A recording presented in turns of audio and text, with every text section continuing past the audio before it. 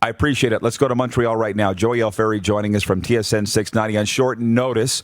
Good morning, Joey. How you doing, my man? Hey, good, Roddy. How are you? Good.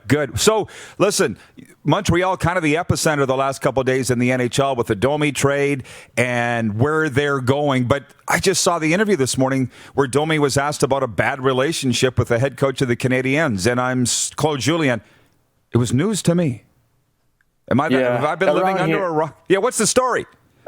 Yeah, around here it's kind of been well documented, Roddy. I mean, it was clear that something had to give. Just the way the playoffs had gone, and Domi for the most part was centering the fourth line. With guys like there was guys in and out of the lineup with Jordan Wheel and Dale Weiss and company. Charles Hudon got a game and all that stuff, and it was clear that he wasn't happy, and it was just clear that he and Claude Julien weren't on the same page. So there was some people out here who thought that, if Claude Julien was going to be back, that there was no chance that Max Domi would be back. And they were right. But here's the thing. Things change in a hurry, it seems like, in this market with the Canadiens more than anybody else. Because, at this time last year, we were just about to start the regular season, right? And Max Domi was coming off a 72-point year, 28 goals. And most people, myself included, thought of him as, a guy who was untouchable. And then, all of a sudden you have a second year that didn't go as well. And, we know that Claude Julien likes his players to be, or his centerman anyway, to be all around and guys that can play, well in the defensive end. And Max Domi just isn't that guy. He's a guy who can create offense, but every once in a while there are going to be breakdowns. And for whatever reason, they weren't on the same page. And but this trade fills a need for Columbus, fills a need for Montreal. And I think it makes sense for both sides. It does, but I got to say this. In my time in Arizona around the Coyotes, Domi was very well thought of from what I could see. He was a potential franchise face there, yet you don't let those players go. And now he's going to his third team, and he's still a young guy. So where are you on the Domi thing? Like as a player and his importance to a team? Yeah, I think he's a good player, and he clearly, wants to be a center. The Canadiens came out and said that they see him as a centerman too. But I think if you look at the way the playoffs kind of unfolded, Suzuki and Kotkaniemi really took off, and they're both younger than Domi, and they both played really, really well. And then you have, a guy who got Selke votes in Phil Danault, who kind of played that third-line defensive role. And, even he was complaining at the end of the season about the role that they had given him in the playoffs. And he's a guy who put up 50 points this year. So I think their 1, 2, and 3 down the middle is finally set. And like I said before, they see Domi as a center. Domi made it clear that he prefers to play center.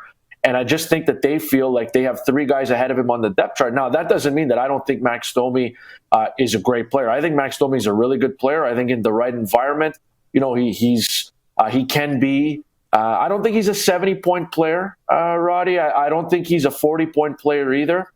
I think he's somewhere in between. But I think if everything goes well and he stays healthy and he's playing with good players, I don't see why he couldn't be a guy who puts up between 55 and 65 points every year, centering your second line. And I think that's what Columbus is banking on. So I like Max Domi as a player. I still do. I saw what he's been capable of. But at the same time, I think the Canadiens fill a huge need by getting Josh Anderson, a guy who scored 27 goals a couple years ago and a guy who's 6'3", 220. They don't have that outside of Yoel Armia. So the fact that they get to add a guy who can put the puck in the net, who has that kind of size, I think it's a trade that Montreal probably had to make just because you have to roll the dice on this guy. Is there risk? Yeah, absolutely. He hasn't played since December because of that shoulder issue. But I think, just given the combination of size and skill, sometimes you got to take a chance. And so it doesn't mean I don't think Domi's a good player. I think he's a very good player, but it's a trade that makes sense all around. Well, I hope it works out for both parties. And again, I'm a Max fan. So I was just a little shocked when I saw that interview where he didn't even want to talk about his relationship with Julien.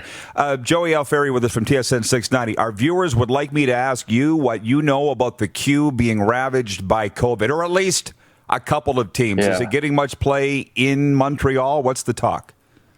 Yeah, for sure. Blainville, Boisbriand is one of the teams, and they're 20 minutes north of Montreal, so they're very, very close. And then obviously Quebec Ramparts too. The last I saw, I think those teams they'd be missing 8 games, and I don't know if they're going to make them up. But I saw out of Ontario yesterday, they were talking about how, if the O was going to play, they would have to they were thinking of making it, body check free, which I don't even see how you can, how that can happen. But the Q is in an interesting spot just because they've started already. And, you've seen a lot of the top prospects who got selected over the last couple of days have already made an impact there, and they've been making some news. But yeah, I mean, there's been a lot of talk already. I mean, a couple of weeks ago, it was about, stiffer fighting rule penalties, and now we're talking about COVID, and I don't know where they go from here. And I heard you guys talking about the NFL. I don't know where they go either, and it's so uncertain, and we're in such a difficult time here. And the Q certainly doesn't have the same budget that the NHL or the NFL does. So yeah, I'm curious to see how they handle all of this, and I'm curious to see if it spreads out to more than just these 2 teams. Where do they go from here? Can they scrap the season? Do they put it on pause? I don't know. But definitely some interesting times ahead. Oh, I know. We're just lucky to be working, in the roles that we're in, And hey, lastly, producer Clark would like your thoughts on, are the Canadiens in on Taylor Hall? Look, to me, Max Domi's Taylor Hall light. If you don't want Max, why would you want Taylor Hall, especially with the amount of money that he would want? But is there any talk of that out there? Oh, are you kidding me? Of course there is. Look, I think the Canadiens they're set, right? Like on the right side now, you look at Josh Anderson, you have Gallagher, Anderson, and Armia. And then down the middle, we talked about Danault, Suzuki, and Kotkaniemi. And then on the left side right now, it would look something like Tatar, Drouin, Byron, and Lehkonen. So I think their roster's set. I do think if Taylor Hall's open to coming here, I'm sure they would entertain that. But I think they would entertain it on a short-term deal only. I don't think they want to lock themselves into 6 or 7 years of Taylor Hall. And the reality is, I mean, people keep saying that the Canadiens are in a great cap spot, and they are. They're not, they're not tied up against it. They're almost at $11 million in cap space.